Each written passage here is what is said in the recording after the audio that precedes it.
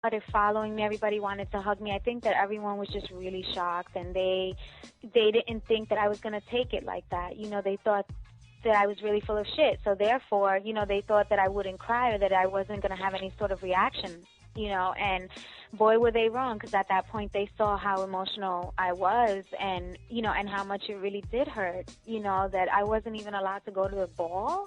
Like, oh my God, it's a awful, awful feeling, but I'm not going to lie. When I got back to New York, I felt good about, how they gave me the boot, because I knew I was going to have, that effect on everyone. I knew that the way that they were going to, eliminate me from this show was going to get a reaction from people and get people talking, so I suppose that, in the end it was a good thing, but going through it was really hard.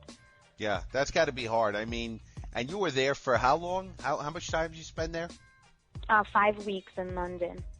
That was it, man. It seemed like, I mean, the show the show was longer than five shows. Well, seven? Wasn't it 7 or 8 shows? Yeah, it was a 2-month, it was 2 months, an episode every week. And it was 8 episodes that was shot in those 6 weeks, including what was shot in New York. Yeah, I thought so, because they had, they also had the auditions a little bit. The first episode was when they picked everybody. Yeah, the first couple of episodes is when they, gave us the first round of tests, if you will, and basically, they were teaching us things. We did the receiving line, and, they were just trying us out, see who's going to work, I guess, and, who's really going to give the show the drama it needed to stay on air. Girl, you had the drama, all right. Oh, my Boricua, mamma mia. All right. How about Judge Jean Broke-Smith? What'd you think about her? She was this uppity, British old lady who knows about etiquette. This is not how you do it, darling. If you're going to get some wine, do it like this. Oh, darling was not a word that she would use. Yeah, no. What did she call you? Dear? She called you guys something patronizing. Yeah, like dear and, stupid stuff. Who knows? I never used to hang out around her too much. I didn't get a sense that she liked me too much, and it was because of that whole pageant shit. She thought that, Clarissa is full of it, So going into it, I already had kind of like the underhand, but I just didn't like being around her. A lot of girls like to socialize around her. They wanted to be friendly with her and get them to like her. And I used to run pageants, and I remember when the girls used to try to like befriend me just because they thought that maybe they would win if they were my friend. And it just doesn't work that way. So I wouldn't even waste my time putting on a show for her. Wow. Towards the end, we would chit chat here and there, but that's about it. And it was just because of the crap they were saying about us, like who would sign up to, like how, was it a good pay for you to get up and put other people down? People that took their real life and put it on camera for you, and you guys are just signing up, reading a script, and, you're playing with real people's lives. Like I just wasn't with it, Well, and what we call those types of people on the show, old white bitches. Okay. Here we go now. Apparently she was a grooming expert, I guess dog grooming. She said a couple of things. She had some comments, during the judging session where they identified who was going to the ball. And it was a clincher because they were going to announce that, 3 were going, but only 2 were going to make it through. I was on pins and needles for a friggin' week. It was bad, but she seemed mean and everything, and I thought so. But what about James Whittaker, the old guy there, the British journalist? Oh, I loved him. How was he? I think he said some good things about you. He said some good things about you.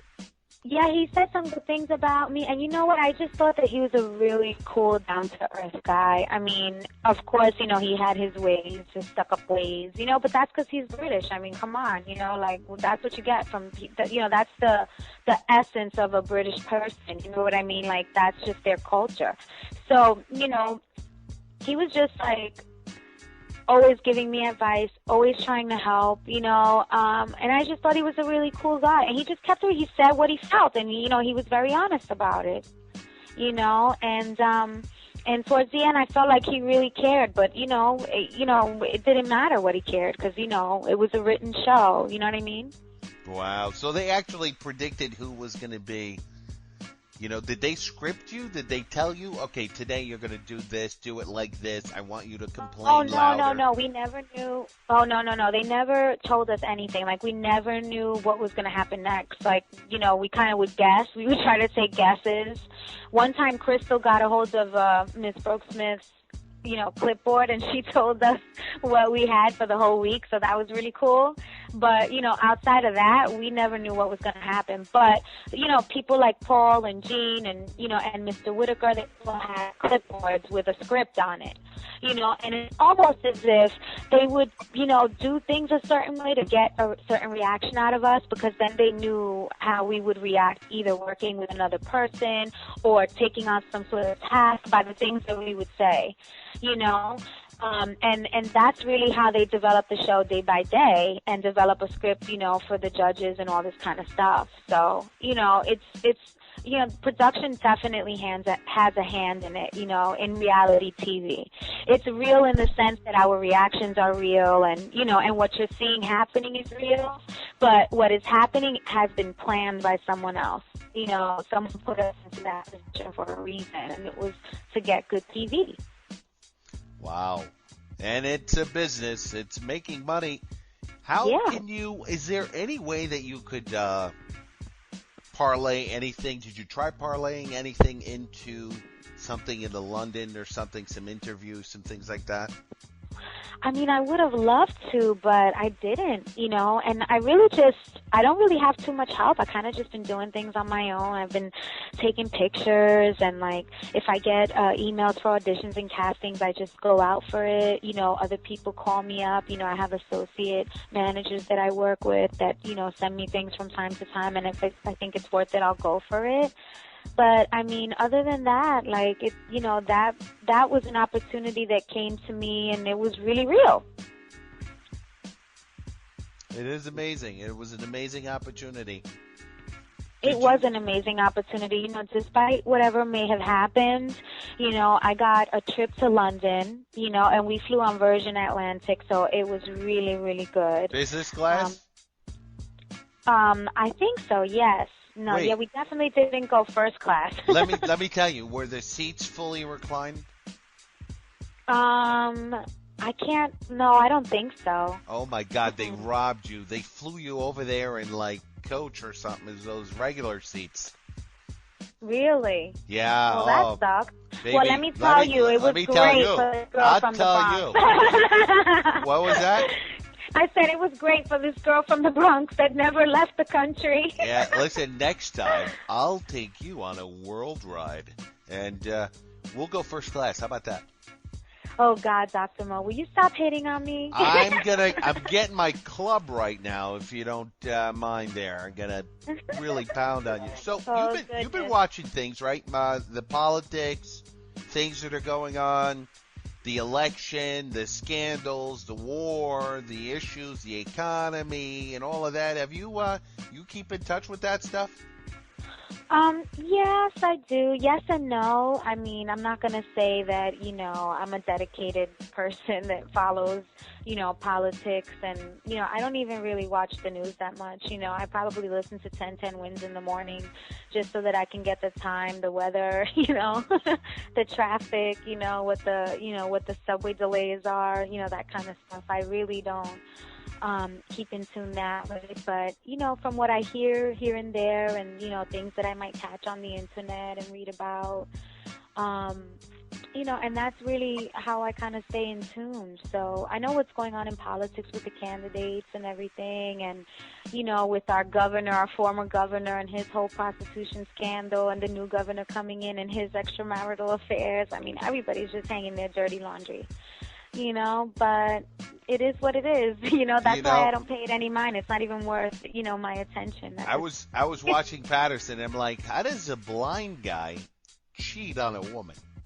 You see him walking around, it's like he almost never needs an aid. He's like one of those sled dogs, can they tell him G for right? And oh, for left. And that's the guys walking around next to Patterson going, we're going to the right. All right? Wait, that's a tight right. And he's like, all right. And he keeps moving. Right. He's going to slam into a fucking wall one day. Watch. He's going to lose his fucking mouth. He won't be able to talk. But he's a great orator, though. He could talk. He has a great... He's good at talking. He's very, very good at talking. His wife is cute.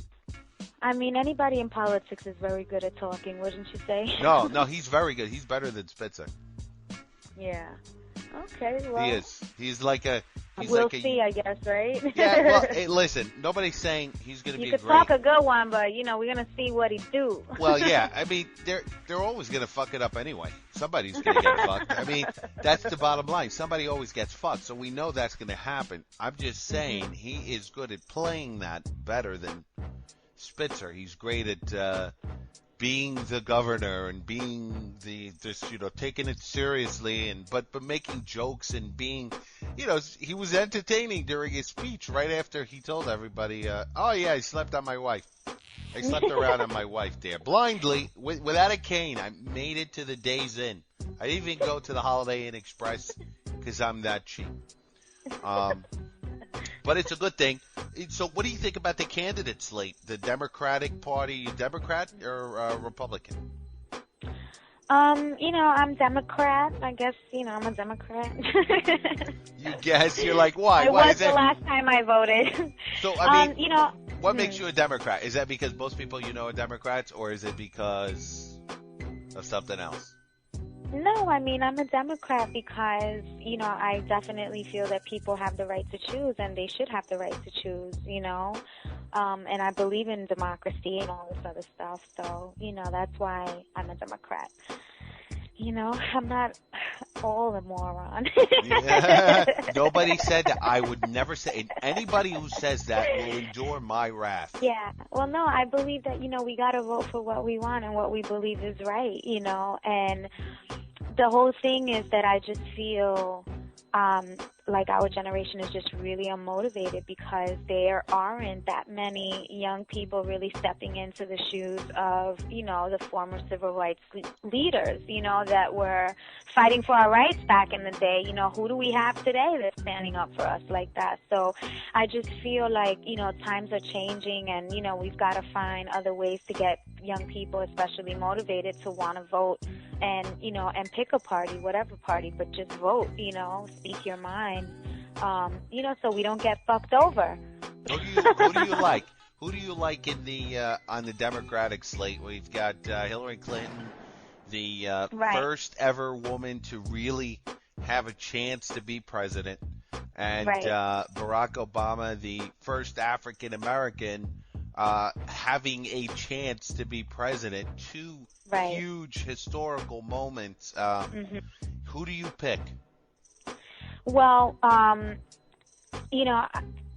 really undivided. I'm divided at this point. Not undivided. I'm divided at this point between the both of them because on the one hand, I do feel that, if Barack Obama were to become president, it would be an amazing, milestone for Black people. And, I also feel like he's just bringing this whole spirit to the game that's uplifting people, and motivating people. And because he has that effect on us, it's easy to believe that, he is saying that he can handle, the U.S. and its issues. On the other hand, you have Hillary Clinton, who I feel like, she's a woman and there's that potential of a woman making an emotional decision, which is never good, and that's something men never do. Yeah, we don't want that. Yeah, and that's on the dangerous. Flip side of that, yeah, it is. But on the flip side of that, I do feel that she has the political experience to back her, that she is able to run the country. And I mean, I remember when Clinton was president, and Gore used to say that he just hated working with Clinton, because she was like really wearing the pants behind the scenes. You know what I mean? So, I have the confidence in her that if she were to win, that maybe she could, with right advisors and a good vice president, maybe she could be a good person to lead the country. But at this point, I really don't know. I guess I'll make my decision when it's time. So, do the stories that come around, do those freak you out? Do they make you flip one way or the other once a week?